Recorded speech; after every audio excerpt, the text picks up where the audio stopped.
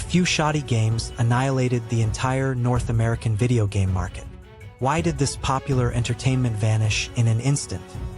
This failure led to hundreds of millions of dollars in losses in just 2 years, shrinking the market by a staggering 97%. But, in fact, this collapse had systemic causes that continue to repeat even today.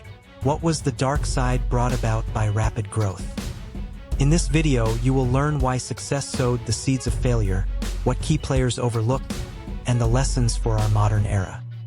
Now, let's delve into the full scope of this collapse. In the main feature, we'll also explore the difficulties faced by Atari's developers in detail. In the late 1970s, the concept of home video game consoles was still in its infancy, but Atari changed everything. Released in 1977, the Atari 2600 swiftly captivated the world. The era of playing sophisticated games at home had begun. Atari grew to generate 80% of its parent company Warner Communications revenue, becoming the undisputed king of the gaming industry. Game developers were treated like rock stars, their creative talent becoming the darlings of the era. Every Christmas season brought new sales records. Children eagerly awaited Atari's latest games. Arcades in every town buzzed with activity, and the Atari brand became synonymous with the best entertainment. Everyone wanted games, everyone was captivated by Atari. It was truly the golden age of video games. This fervor seemed destined to last forever. Yet, at the peak of success, the seeds of collapse were already sown. Atari's success stemmed from its early market entry and the development of revolutionary home game consoles. Its simple yet addictive game designs captivated players of all ages. Furthermore, Atari established extensive marketing campaigns and a robust distribution network utilizing existing retailers. Initially, it actively welcomed third-party game developers, fostering market diversity. Consistently releasing hit titles, Atari forged an unwavering brand image synonymous with high quality.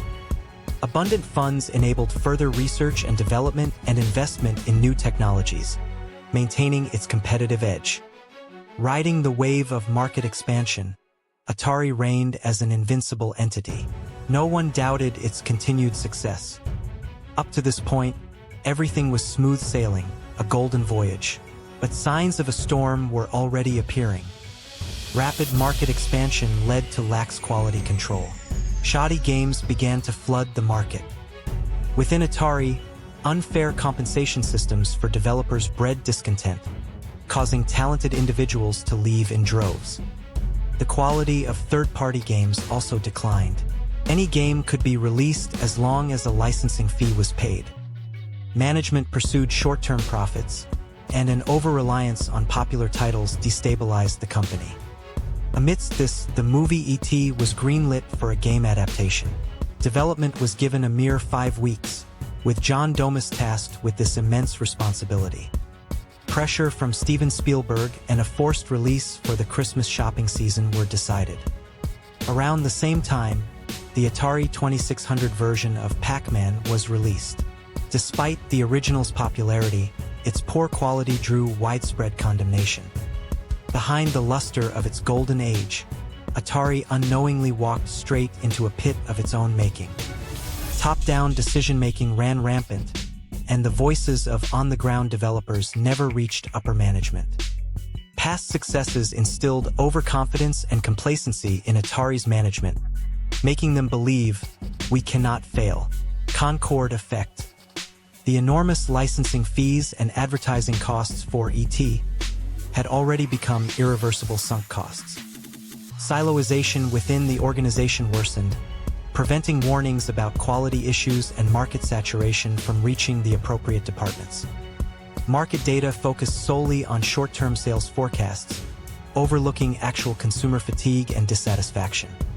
Profit pressure from parent company Warner regarding quarterly earnings statements further accelerated the pursuit of immediate gains. Dissenting voices were buried in groupthink, and no one could stop this runaway train. Then, the 1982 Christmas shopping season arrived. It was time to determine Atari's fate. E.T. was mass-produced, but it failed to meet consumer expectations and mostly remained unsold. Furthermore, Pac-Man's poor reception led to a flood of returns from retailers. As a result, Atari was left with millions of unsold game cartridges. Then, in September 1983, they took an action almost no one could believe. They buried millions of unsold cartridges in the New Mexico desert. Consumers grew tired of games and lost trust in their quality. The entire market rapidly cooled, and price wars began. In 1983, the North American video game market was annihilated. Atari reported massive losses, and its parent company Warner suffered a huge blow. The former king, Atari, was subsequently broken up and sold off by its parent company, taking responsibility for this market collapse. The Atari Shock clearly demonstrated the importance of quality control during periods of rapid growth and the dangers of market saturation. It also indicated that the pursuit of short-term profits can destroy long-term brand value and customer trust. Success sowed the seeds of failure because overconfidence and complacency led to neglected quality control. Atari's management overlooked clear signs: developer dissatisfaction, the flood of shoddy products, and market saturation. The Atari Shock became the foundation upon which Nintendo later rebuilt the market, and its lessons continue to resonate in today's gaming industry. There's a difference in decision-making quality between those who know this failure and those who don't. History is always speaking to us. If you found this video informative, please subscribe and give it a like. We release a new history of failure every day. この失敗は歴史のほんの1ページ。世界にはまだ語られていない失敗が数多くあります。失敗の歴史をチャンネル登録して次の物語もぜひご覧ください。